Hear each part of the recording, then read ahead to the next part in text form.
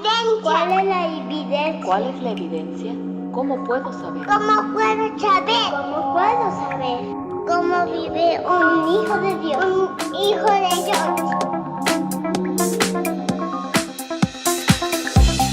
Mas el fruto del Espíritu es amor, gozo, paz, paciencia, benignidad, bondad, fe, mansedumbre, mancha. La evidencia de una verdadera transformación en Cristo.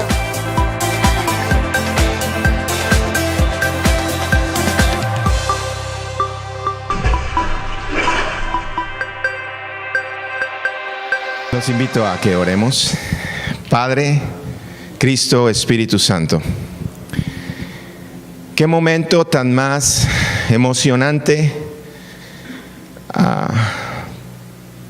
Qué momento tan más especial has traído a la vida de esta iglesia y en particular a la vida del pastor Jorge y la mía. Son de esos momentos, mi Dios, en donde en nuestro caminar contigo nos hablas de una manera específica y especial a la que no está acostumbrado el ser humano. Y es en esos momentos en donde nos permites, mi Dios, que nuestros oídos se afinen, que nuestros ojos se aclaren y que nuestro corazón se sensibilice para comprender esta realidad, que la redención de la humanidad entera se ganó en una cruz a través de la muerte de tu Hijo. Ayúdanos, mi Dios, a entender. Prepara nuestro espíritu, nuestra alma y nuestro corazón. No dejes, mi Dios, que nos extraviemos, mi Dios, y que se escape de nosotros el poder aprender este pan de vida con el cual has servido esta mesa y nos has invitado a participar de ella. Y nos has dicho: venid, comed. Este es mi pan, que por vosotros es quebrado. Que podamos hacer esto, Señor, con acción de gracias.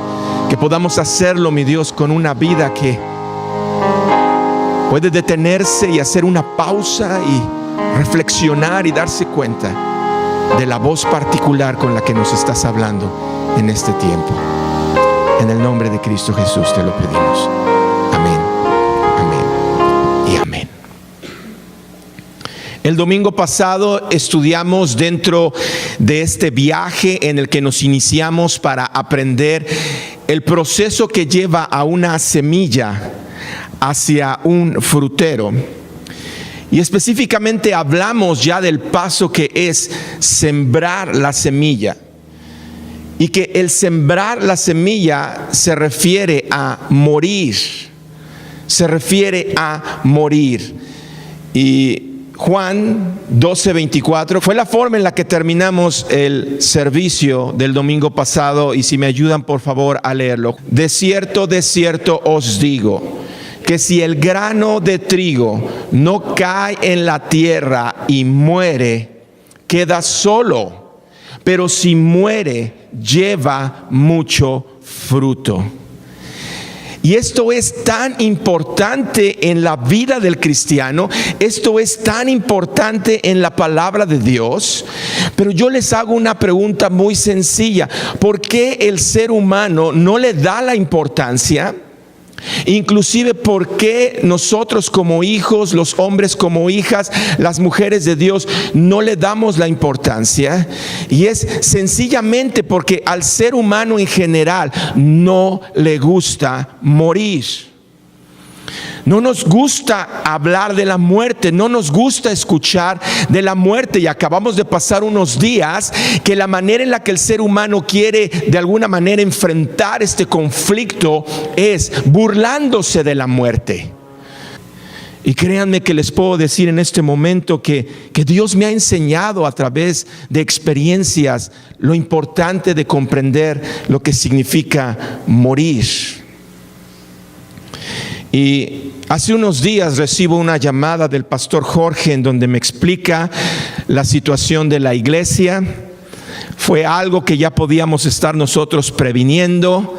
Hace unos meses nos dio mucho gozo poder dar cuenta que había entrada en la iglesia de tal manera que podíamos cubrir con el préstamo que obtuvimos, pero al poquito tiempo nos dimos cuenta que la iglesia absorbió ese superávit que teníamos y ya lo veíamos venir, pero llega finalmente esta semana y me dice: no hay.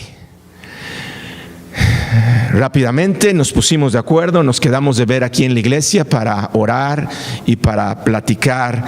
Y déjenme decirles que sí, son noticias que te inquietan y te alarman, pero con la experiencia o mi corta experiencia en el Señor, aprendí: confía en Él. Y si esto tiene que morir, tiene que morir. ¿Por qué? Porque hemos aprendido que es necesario morir. Y Dios, y una vez más nos estás poniendo en esta situación en donde tenemos que ver morir este sueño.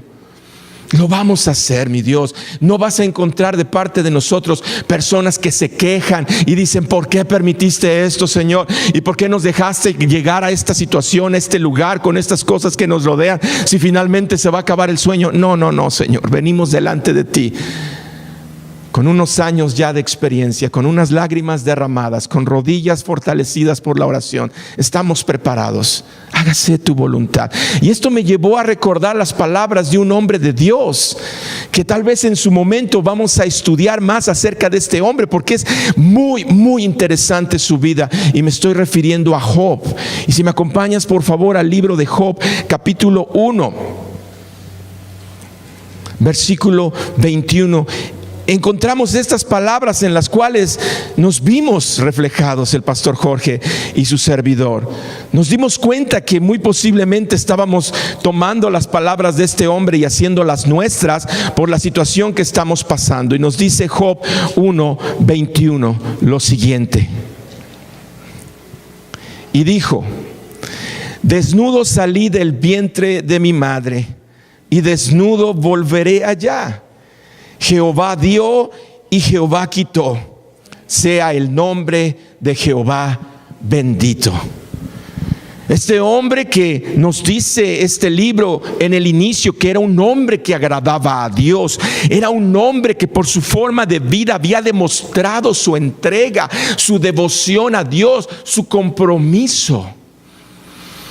Pero el diablo, rondando la vida de este hombre, se acerca con Dios y le dice: pues ¿cómo no te va a adorar si le has permitido tener todo? Tiene riquezas, tiene bienes, tiene una familia hermosa. Quítale eso, a ver si es que te sigue adorando. Y el diablo viene con autorización de Dios y le comienza a quitar sus bienes, su familia y su propia salud.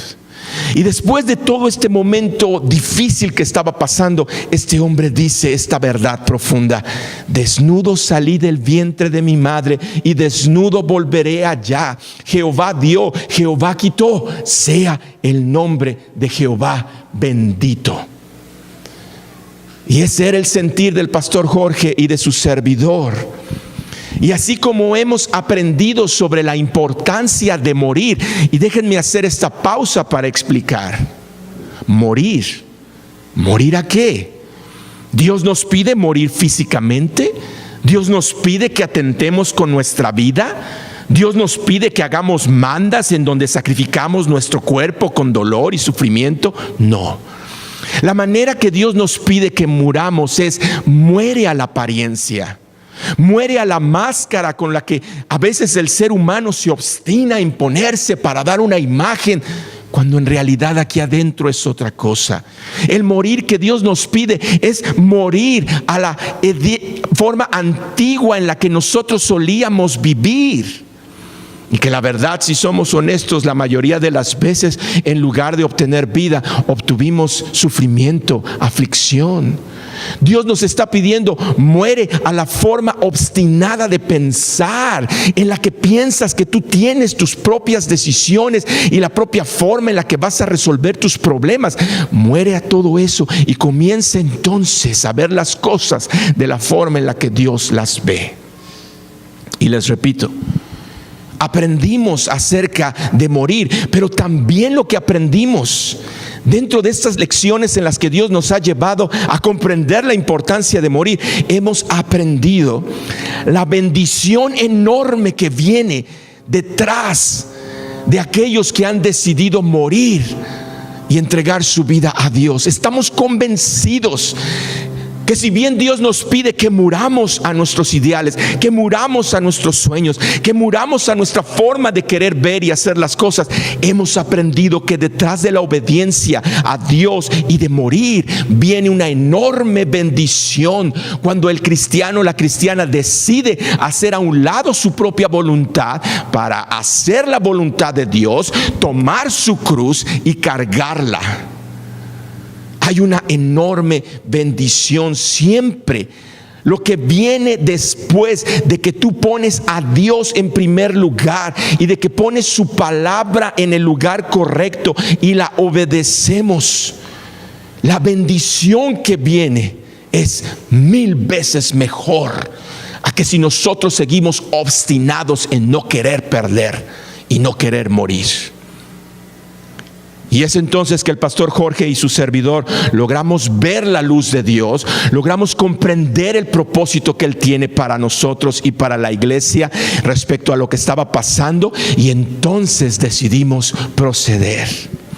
Y acompáñame a este libro, te va a ser un poquito difícil encontrarlo en la Biblia, son los profetas menores, Ageo. No hay problema si no lo encuentras, en el proyector va a estar. Pero ¿qué nos dice Ageo? Capítulo 2, versículo del 8 al 9. Nos dice la palabra de Dios en Ageo 2. Pon atención, versículo 8 y 9. Son palabras de Dios hablando directamente a este hombre Ageo. Dice: mía es la plata y mío es el oro, dice Jehová de los ejércitos. La gloria postrera de esta casa será mayor que la primera, ha dicho Jehová de los ejércitos, y daré paz en este lugar, dice Jehová de los ejércitos. Esto es algo que necesitamos comprender, afirmar en nuestro corazón y no permitir que se desvanezca de nuestra mente, sino que se mantenga firme, sembrado aquí en nuestro corazón. Dios nos dice: mía es el oro, la plata, la tierra y todo lo que en ella hay. Es de Él, le pertenece. Al decir el oro y la plata, está diciendo todo es de Él. Y a veces cuando vienen estos problemas a nuestra vida, en donde nos damos cuenta que no hay, que hay escasez, que hay problemas, que hay enfermedad, que hay dolor, dudamos de que en verdad Dios tenga en control todas las cosas y que sea el dueño de todo. Y espero poder comunicarles de una manera clara y entendible lo siguiente. Y quiero iniciar a través de hacerles una pregunta. Pon mucha atención, por favor. Si en la vida del cristiano, la cristiana, si en la vida del hijo y de la hija de Dios es de suma importancia comprender el concepto de morir, y si ya establecimos que al ser humano en general no le gusta la idea de morir, ¿qué creen que es lo que hace Dios para ayudarnos a entender la importancia de sembrar la semilla que significa morir? ¿Qué crees que hace Dios para que tú y yo podamos comprender la importancia? Lo que hace Dios es que permite que vengan circunstancias en tu vida y en la mía en donde se agotaron los recursos, en donde se acabaron las fuerzas, en donde no hay horizonte, no hay esperanza, en donde no podemos ver la luz al final del túnel y nos vemos sumergidos en angustia, en dolor, en desesperación. ¿Por qué? Porque Dios permite todo esto para que cuando se agoten todos nuestros recursos, podamos levantar nuestra mirada al cielo y darnos cuenta de dónde viene la solución y nuestra salvación. Repito, es tan importante que tú y yo entendamos. Dios sabe que es sumamente importante en tu desarrollo, que nos está llevando de la semilla al frutero, comprender la importancia de morir. Y es por eso que Él mismo ha permitido que de pronto en tu matrimonio se hable de divorcio. Es por eso que Él ha permitido que no lo entiendas y te quedaste solo o sola en tu casa con tu familia. Y es por eso que no lo comprendes, pero llegas con la cara en el suelo cuando te das cuenta que te corrieron del trabajo. Y es por eso cuando estás con dolor y desesperación y te vas a un lugar solitario, solitaria, a llorar con una nota de que estás con una enfermedad mortal. Y nos quejamos y decimos: Dios, ¿dónde estás? ¿Por qué me está pasando todo esto? Y no nos damos cuenta que es la manera en la que Dios nos está ayudando a entender la importancia de morir. Y si nosotros nos rebelamos y buscamos, no, en mis fuerzas, yo tengo que ver cómo soluciono esto, y yo tengo que ir y volver a tocar puertas, si no comprendemos que es la mano de Dios que nos está llevando a comprender, se acabó. Entiérralo. Entierra el sueño, entierra la visión, deja que muera. No busques resucitarla, no busques sacarla. Es necesario que la semilla caiga en la tierra y muera, porque si no lo hace, no va a llevar fruto. Y lo que Dios quiere es sorprendente. Lo que Dios quiere en tu vida y en la mía, lo que Dios quiere para esta iglesia es sorprendente, que no nos lo ha revelado en este momento. ¿Sabes por qué? Porque tendríamos miedo. Porque si Dios hablara y nos dijera claramente lo que nos depara el porvenir y de lo que va a ser de tu vida, lo que va a ser de esta iglesia, nos daría miedo de ver la grandeza de lo que Dios tiene. Y por eso es que vamos en este proceso aprendiendo paso a paso. Y esto nos lleva a la historia que se leyó en un principio, Primera de Samuel. Esto nos lleva a esta historia en donde nos habla de otro hombre que también en algún tiempo vale la pena hacer un estudio de su vida, que es David. Primera de Samuel, capítulo 30. Versículo 1 en adelante. Esto nos lleva una vez más a esta historia que se leyó en un inicio. Dice la palabra de Dios, Primera de Samuel 30, versículo 1 en adelante. Cuando David y sus hombres vinieron a Siclag, al tercer día, los de Amalec habían invadido el Negev y a Siclag, y habían asolado a Siclag y le habían prendido fuego.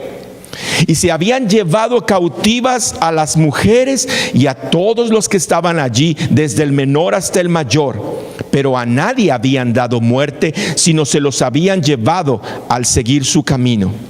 Vino pues David con los suyos a la ciudad, y he aquí que estaba quemada, y sus mujeres y sus hijos e hijas habían sido llevados cautivos.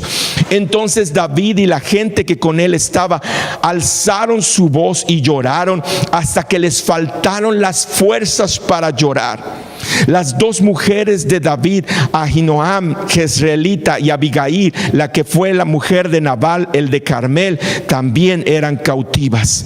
Y David se angustió mucho porque el pueblo hablaba de apedrearlo, pues todo el pueblo estaba en amargura de alma, cada uno por sus hijos y por sus hijas. Mas David se fortaleció en Jehová su Dios.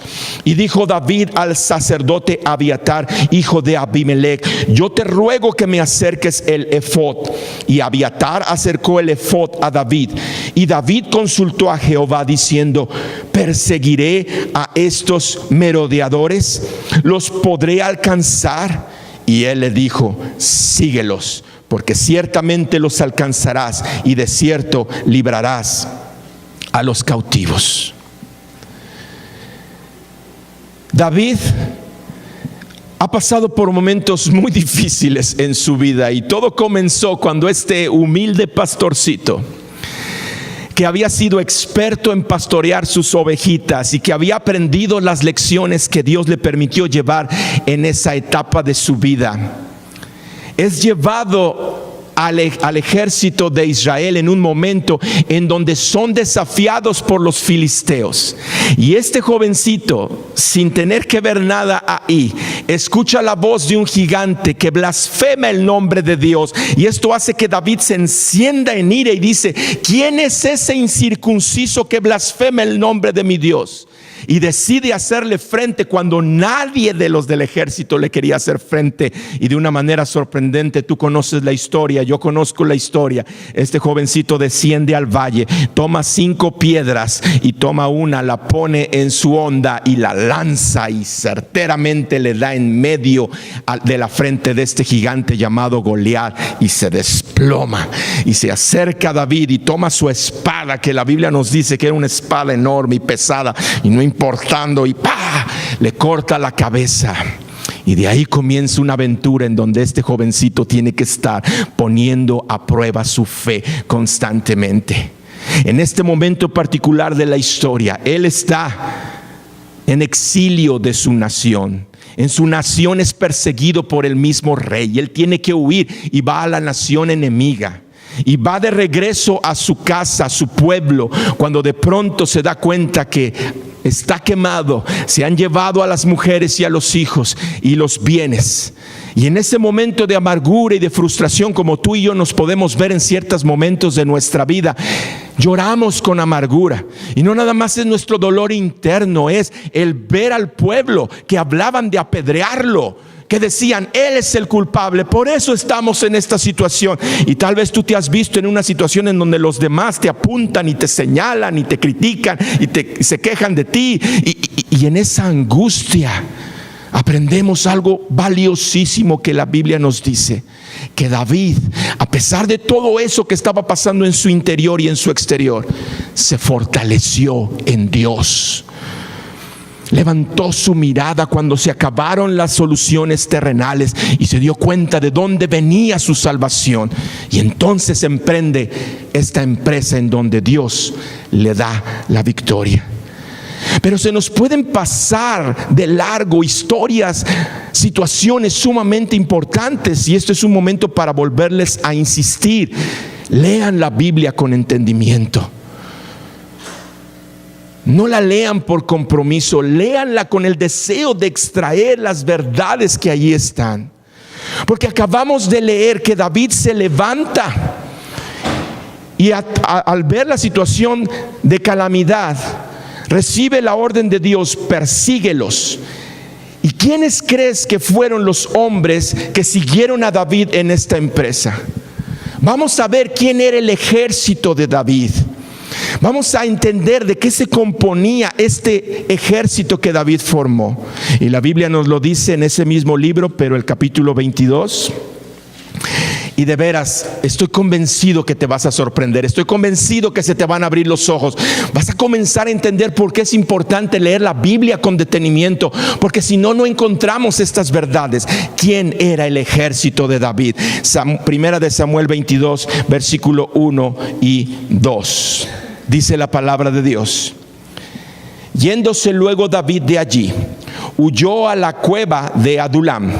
Y cuando sus hermanos y toda la casa de su padre lo supieron, vinieron allí a él y se juntaron con él. Pon atención: todos los afligidos y todos los que estaban endeudados y todos los que se hallaban en amargura de espíritu, y fue hecho jefe de ellos, y tuvo consigo como 400 hombres. ¿Quién era el ejército de David? Eran este grupo de hombres desconsolados, endeudados, amargados hasta tal grado de sus vidas que tenían que estar huyendo. Y David recibe este grupo de perdedores como su ejército. Y esto es lo que tenemos nosotros que comprender. El ser humano llega a un límite llega a un punto en donde choca con la realidad. Después de haber recibido la llamada del pastor Jorge, yo regreso a mi trabajo y estoy trabajando. No estoy concentrado en mi trabajo, mi mente está yendo a varios lugares. ¿Qué está pasando? ¿Qué está sucediendo? ¿Cómo vamos a salir de esta? Y en esa situación de estar distraído, de no estar concentrándome en mi trabajo por tener la mente abrumada de todos estos cuestionamientos, me daba cuenta que llegamos a ese punto en donde decimos que es la manera en la que la realidad nos hace abrir los ojos. En inglés le llaman reality check. Es un momento en donde tú pensabas que esta era la manera de hacer tu vida, pero Dios tiene algo diferente que nos confronta con la realidad. Y es en esos momentos en donde tenemos que tener el valor de morir. Porque si continuamos adelante con la obstinada manera en la que habíamos pensado resolver las cosas, en lugar de vida vamos a encontrar muerte. Pero es en esos momentos en donde decimos, muy bien, esta es la realidad, ya lo habíamos visto venir. Llegó el momento de tomar una decisión, está enfrente de nosotros, estamos en una encrucijada. Y si tú te has dado cuenta, son en las encrucijadas en donde vienen estas dudas y cuestionamientos, y es en donde el ataque del diablo más hace su presencia. ¿Por qué? Porque sabe que estamos vulnerables, porque sabe que tenemos estos lugares a donde podemos tomar decisiones de ir. Pero viene este momento de abrir los ojos, y es en donde, para el cristiano, para la cristiana, y la enseñanza que les quiero transmitir, cuando te veas en esos momentos, corre a la palabra de Dios. Deja que sea la palabra de Dios la que venga a poner las cosas en la perspectiva correcta. Salmo 121, versículo 1 y 2. Salmo 121, versículo 1 y 2 nos dice lo siguiente: alzaré mis ojos a los montes. ¿De dónde vendrá mi socorro? Mi socorro viene de Jehová, que hizo los cielos y la tierra. Cuando estés en esos momentos difíciles, corramos a la palabra. ¿De quién es todo este universo? ¿De quién es la tierra? ¿De quién es la ciudad? ¿De quién es la casa? ¿De quién es el vecindario? ¿De quién es este cuerpo en donde vivo? De Dios. Por lo tanto, mi socorro, mi ayuda, la solución viene de Él. Pero no la podemos ver mientras no muramos, mientras no enterremos el sueño y le digamos se acabó. Y déjenme decirles que en verdad es sorprendente para nosotros que preparamos los mensajes del domingo, encauzarnos a esta aventura en donde comienza con una inquietud, y esa inquietud se desarrolla a un pensamiento, y ese pensamiento comienza a traer visiones, y nos damos cuenta de que esto puede aterrizar a una lección, a una enseñanza. Y es así como surgen las series. Y estamos en particular en una serie denominada El Fruto, la verdadera evidencia de una transformación en Cristo. Y de veras es sorprendente cuando nos damos cuenta cómo Dios comienza a conjugar todas las cosas que nos rodean y se acomodan de una manera en que los primeros que decimos wow, somos nosotros. ¿Por qué? Porque el domingo pasado hablamos sobre la importancia que la semilla tiene que morir, y a los pocos días Dios nos da una lección en donde nos va a poner a prueba si en verdad aprendimos y si en verdad estamos dispuestos a obedecer lo que hemos escuchado de su palabra. Y no nada más eso, porque en el dolor, en la búsqueda de Dios, en buscar la alternativa, la solución, sí, Dios, mi socorro, nuestro socorro viene de ti. ¿Qué hacemos?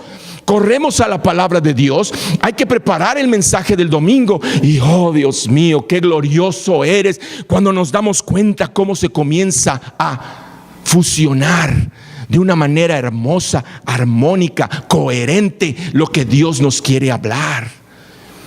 Quisiera transmitirte esto y sé que no lo voy a lograr. No soy lo suficientemente emotivo para transmitirte esto que nos ha sorprendido al pastor Jorge y a mí. Cómo se conjugan los mensajes, cómo Dios confirma. Eso es lo que quiero que hables a la iglesia. Acompáñame a 2 de Corintios, capítulo 9, versículo 6 y 7. Segunda carta del apóstol Pablo a los Corintios, capítulo 9, versículo 6 y 7.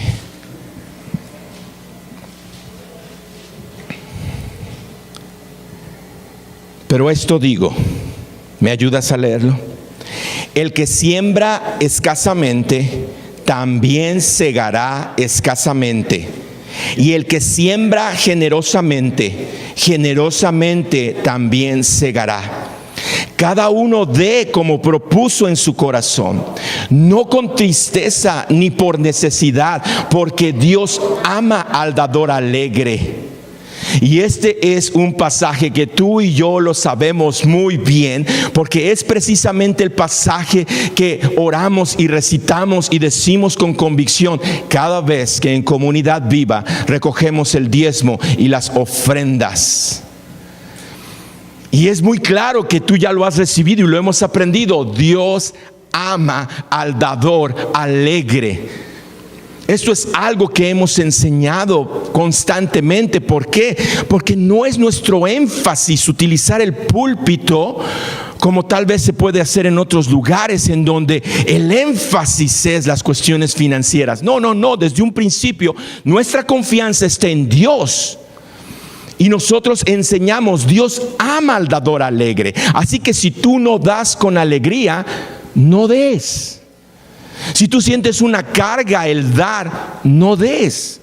Pero sí ve trabajando para que comiences a darte cuenta de que esto que Dios nos está diciendo es verdad. Y cuando viene alguien y dice, Dios, aquí está, voy a dártelo con alegría, voy a dártelo con gozo. Antes había aflicción, había dolor, había incomodidad, a lo mejor no me alcanza, a lo mejor no sé. No, da con alegría. Pero también encontramos algo muy importante y nos dice, el que siembra escasamente, el que siembra con tristeza, nos dice, va a cosechar escasamente. Pero también nos dice, el que siembra generosamente, el que siembra con gozo, con fe, va a cosechar abundantemente. Y repito, nos habíamos resistido el pastor Jorge y su servidor a tocar estos temas. Y te voy a explicar por qué. Venimos de un ambiente en donde se ha hablado mucho y se ha criticado mucho a la iglesia. Y yo he escuchado comentarios malsanos en que cuando alguien habla respecto a es que comenzaron una iglesia, el comentario inmediato en la mayoría de los casos es, ya, su negocito. Ya van a hacer su negocito. ¿Por qué? Porque tristemente, ¿verdad? Eso es algo que se ha visto en muchas ocasiones, que ha dejado, ¿verdad?, este estigma, que ha marcado mucho a la mente de las personas, y es lo primero que piensan y dicen, sí, ya van a enriquecerse. Y es por esa razón que habíamos nosotros dicho, mira, la Biblia habla de tantas cosas hermosas, no tenemos que entrar en debates, en polémicas respecto a estos temas. Nuestra confianza está en Dios, en lo que Él está haciendo con nosotros. Pero Comunidad Viva, Dios nos llevó a entender que llegó el día de hablar a la iglesia respecto de la importancia de esto. Y la manera en la que lo tenemos que entender es de acuerdo a lo que Dios nos quiere transmitir. Y es en donde te pido que pongas atención, porque lo que va a continuar es una enseñanza que te voy a decir de dónde surgió. Yo le comenté brevemente a mi esposa, no quise profundizar en el punto. Ella, como contadora pública, sabe muy bien de números. Ella nos ha apoyado en algunas ocasiones en cuestión de manejar los dineros, porque eso sí, por favor, los pastores no tocan el dinero. Nosotros no entregamos la ofrenda. Lidia nos hace el favor de contarla, se deposita, ¿sí? ¿Por qué? Porque nuestra labor es venir a predicar la palabra. Y hay personas que yo espero que en su momento puedan ayudarnos a administrar el dinero. Gente con más sabiduría y conocimiento de cómo administrarlo. Bien, le comenté a mi esposa y regreso al trabajo al día siguiente y otra vez mi mente está pensando, divagando, orando.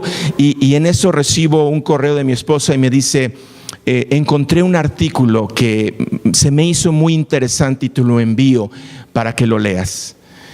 En mi descanso voy y rápidamente lo leo, es muy cortito y se me empiezan a abrir los ojos y digo, Señor, tenemos que enseñarlo a la iglesia. Y es entonces lo que te pido, por favor, que me acompañes. Malaquías capítulo 3. Esta enseñanza viene de un pastor muy conocido en el cristianismo porque es un pastor sano, predica la sana doctrina, no se ha corrompido, no ha utilizado el púlpito para otras cosas que no sea nutrir a la iglesia. Es un pastor que tiene como nombre Charles Stanley, que es posible que tú lo conozcas y hayas escuchado sus mensajes en el internet. Malaquías 3, versículo 8 al 11. Y antes de leerlo, déjame hacer una oración, por favor, para entonces darle lectura. Bendito Dios, queremos orar antes de leer este pasaje porque queremos pedirte que prepares nuestra mente, corazón y espíritu. Es un pasaje que tenemos que comprender el contexto en el que se dio. Y queremos, mi Dios, pedirte que prepares la tierra para recibirlo. Que no permitas que nos quedemos a mitad del camino.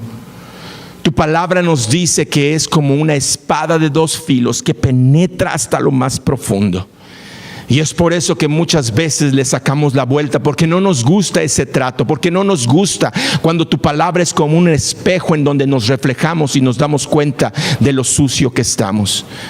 Pero no vale la pena, mi Dios, seguir dando evasivas. Tenemos que confrontar la realidad, que tenemos que comprender la situación en la que nos encontramos para poder entonces, mi Dios, encontrar vida. Así que prepara nuestros oídos para recibir tu palabra en el nombre de Cristo Jesús. Amén. Malaquías 3:8 en adelante dice: Dios, hablándole a su pueblo, ¿robará el hombre a Dios? Pues vosotros me habéis robado.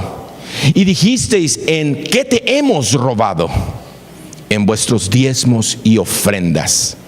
Malditos sois con maldición, porque vosotros, la nación toda, me habéis robado. Traed todos los diezmos al alfolí, y haya alimento en mi casa. Y probadme ahora en esto, dice Jehová de los ejércitos, si no os abriré las ventanas de los cielos y derramaré sobre vosotros bendición hasta que se sobreabunde. Responderé también por vosotros al devorador, y no os destruirá el fruto de la tierra, ni vuestra vid en el campo será estéril, dice Jehová de los ejércitos. Este libro de Malaquías es la manera en la que el Antiguo Testamento termina.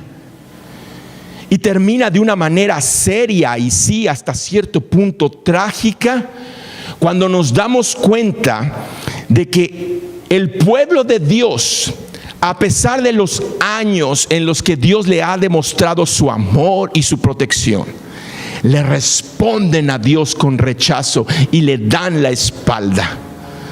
Y la manera en la que le responden era una forma en la que el pueblo se había mezclado con las naciones de alrededor, practicando cultos como ya lo hemos estado estudiando, adorando a los demonios, cuando en sus casas las tenían todas lujosas, pero el templo estaba abandonado. Y cuando Dios viene y les llama la atención y les dice: ustedes me han robado, y el pueblo con soberbia levanta la mirada y le dice: ¿en qué te hemos robado? Ufanándose. Esa es la manera trágica en la que termina. Pero el pastor Charles Stanley logra sacar 3 principios fundamentales sobre entender el diezmo y las ofrendas, y es lo que te quiero transmitir. Y dice este hombre de Dios: en primer lugar, tenemos que comprender que el principio del diezmo está basado en que pueda sostener. Número 1 es sostener. Y dice, nuestros diezmos ayudan a avanzar el reino de Dios.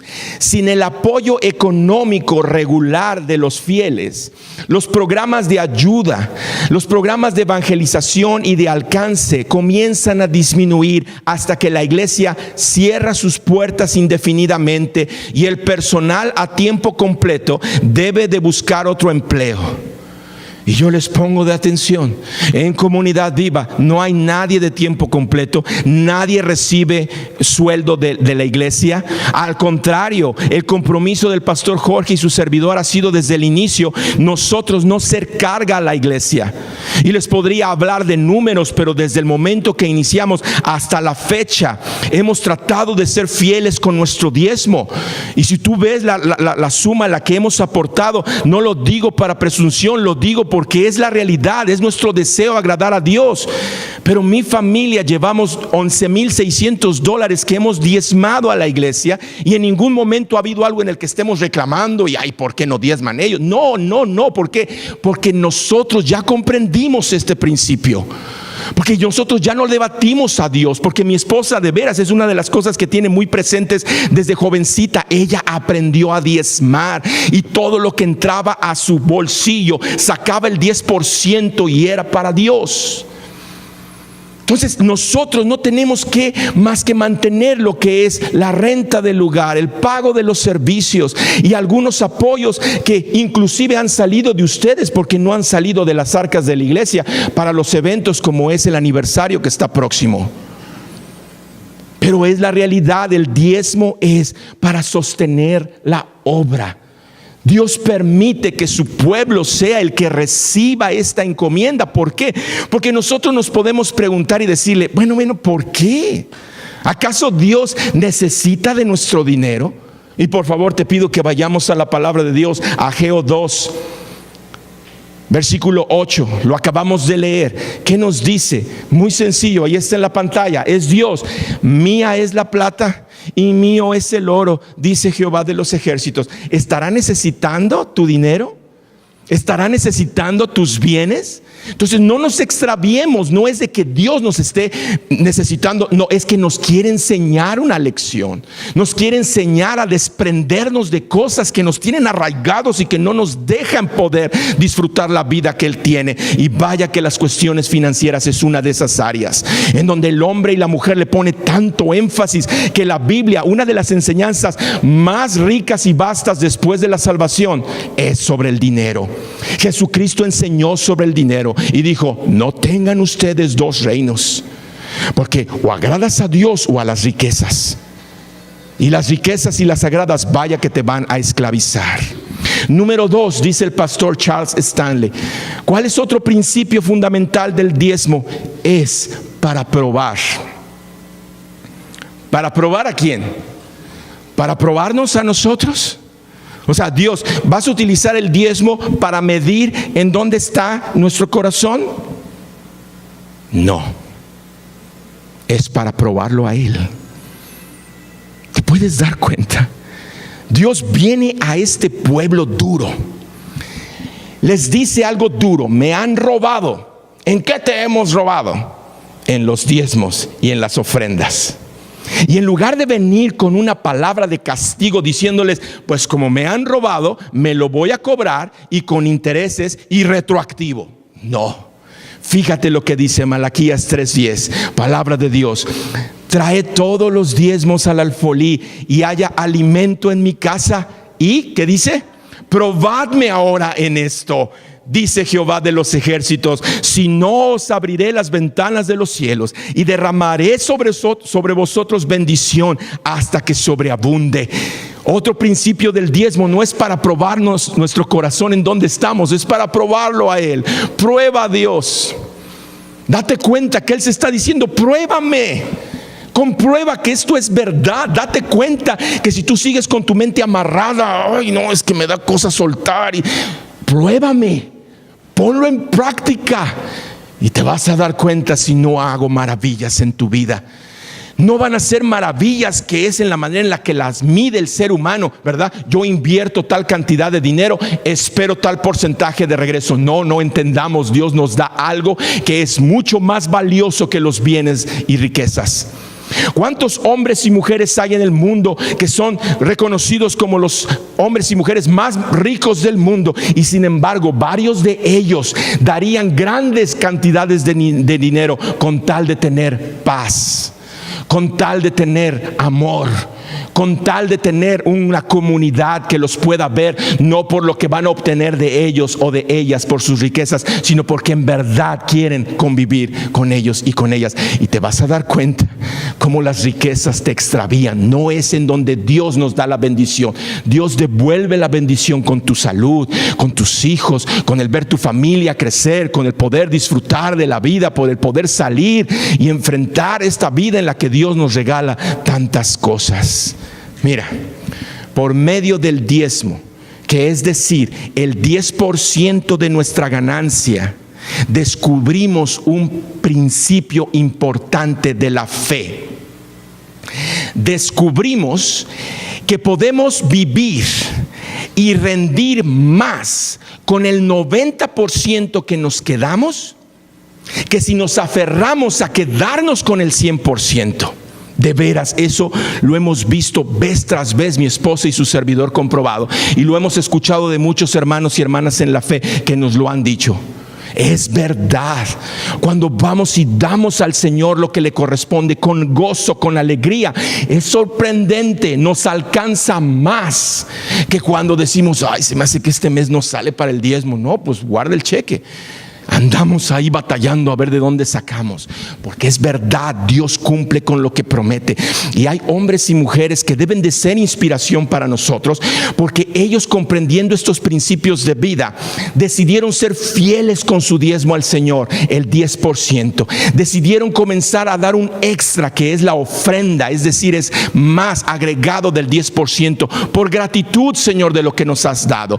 Y comenzaron a darse cuenta de cómo Dios regresa y regresa y regresa. Pero el problema es que el ser humano piensa y dice, bueno, yo fui fiel con mi diezmo y ahora me doy cuenta que se incrementaron mis ganancias en un 20-30%. ¡Wow! Ahí sale para la casa nueva, sale para la remodelación, sale hasta para un barco. Y estos hombres y mujeres entendieron y dijeron, no, si Dios te está bendiciendo, es para que en tu corazón de gratitud comience a salir y fluir a los lugares en donde hay necesidad. Y han sido personas que el día de hoy, a través de la historia, los ha habido, en los que diezman el 90% de sus ganancias y se quedan nada más con el 10%, y con ese 10% viven mejor. Por eso Dios dice, pruébenme en esto y se van a dar cuenta que es verdad. El diezmo viene a ser para nosotros la prueba de creerle a Dios. Él es el dueño del oro y de la plata, es decir, de todo. Y nosotros a veces vivimos angustiados, ¿verdad? Por lo que dice en la cuenta del banco, por lo que dice la bolsa de valores, por lo que está pasando en los negocios, en la recesión, y desconfiamos de Él. Y número 3, dice el pastor Charles Stanley, otro principio fundamental del diezmo es honrar. Honrar. Al diezmar, el creyente honra a Dios como la fuente que le provee de todo lo que posee. Lo que tenemos, ya sea poco o ya sea mucho, nos llega por medio de Él. Mira, si un funcionario muy importante o muy reconocido, una personalidad muy reconocida, llegara de visita a tu casa, ¿tú lo sentarías a tu mesa y le darías las sobras del día de ayer? ¿No prepararías un banquete especial para esta gran personalidad que visita tu casa? Sin embargo, lo que Dios encontró en su pueblo al final del Antiguo Testamento fue precisamente eso, que el pueblo ni siquiera le daba ya las sobras a Dios, ya no le daba absolutamente nada. Y nosotros nos damos cuenta con este ejemplo cómo pensamos, cómo trabajamos y decimos, no, pues es que sí es cierto, si llegara el presidente o si llegara alguien reconocido, ¿sabes qué? ¿Cómo le voy a dar las sobras de ayer? Es para honrar a nuestro Dios, es para demostrarle, Dios, estoy tan agradecido contigo que no voy a poner límites y estorbos a mi manera de honrarte. Y ciertamente te honro con mi obediencia, te honro con mis pensamientos, te honro con las palabras que salen de mi boca, te honro con donde deposito mis manos y mis pies, te honro con lo que veo, te honro con lo que hablo, pero también te honro con los bienes que me has dado. Y si no le ponemos límite, nos dimos cuenta, Dios va a abrir las ventanas de los cielos y va a derramar bendición hasta que sobreabunde. Y te vas a dar cuenta como muchas cosas en tu vida que estaban atoradas, que no avanzaban, que no veías la manera, de pronto es como si Dios abre las puertas del dique y corre la presa de la bendición de Dios y arrasa con todo lo que estaba obstruyendo la bendición. Y te das cuenta y compruebas que en verdad Dios es fiel. Es para sostener, es para probar y es para honrar a nuestro Dios. Tenemos que sembrar la semilla, tenemos que morir. Y ahora hemos aprendido que debemos de sembrar con generosidad y abundantemente, no con escasez, no con tristeza, porque Dios ama al dador alegre.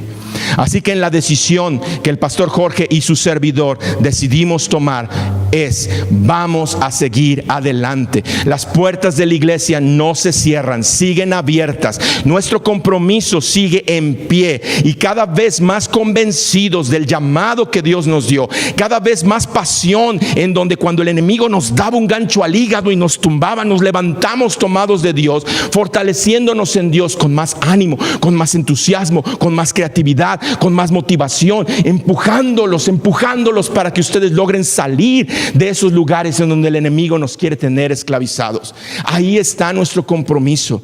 Y ahora la invitación que hacemos es: si tú no diezmas, si tú no has ofrendado, te invitamos a que comiences esta aventura de creerle a Dios y que comiences a apoyar la labor de esta iglesia con tu diezmo y con tu ofrenda.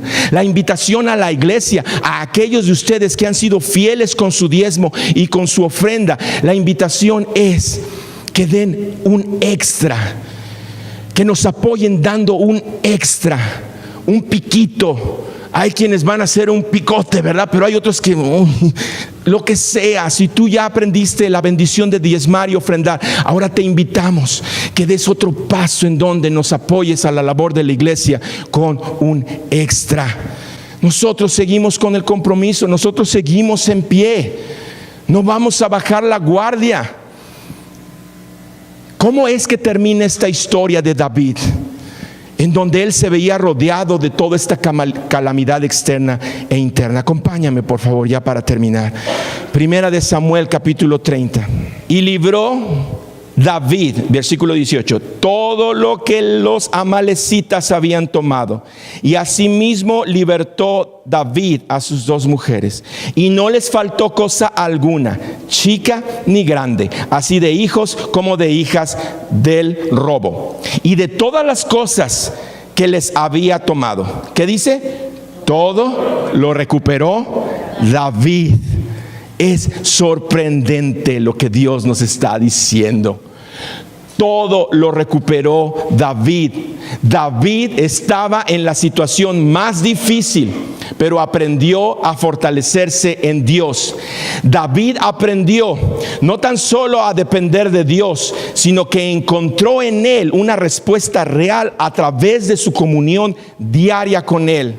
Imagínatelo, David en medio de la ruina de su vida, pero regocijándose en la fidelidad de Dios, fortaleciéndose en su presencia. Él llegó a comprender: detrás del morir hay vida. Detrás del deseo del cristiano y de la cristiana de morir hay victoria. Y el consejo es: no te resistas a lo que Dios te está llevando. Confróntalo con valentía, fortalécete en Dios. Ahora, ¿cuál es el final de la historia de Comunidad Viva? No lo sé. Ni el pastor Jorge ni su servidor lo sabemos. No sabemos cuál es el final de Comunidad Viva. No sabemos lo que nos depara.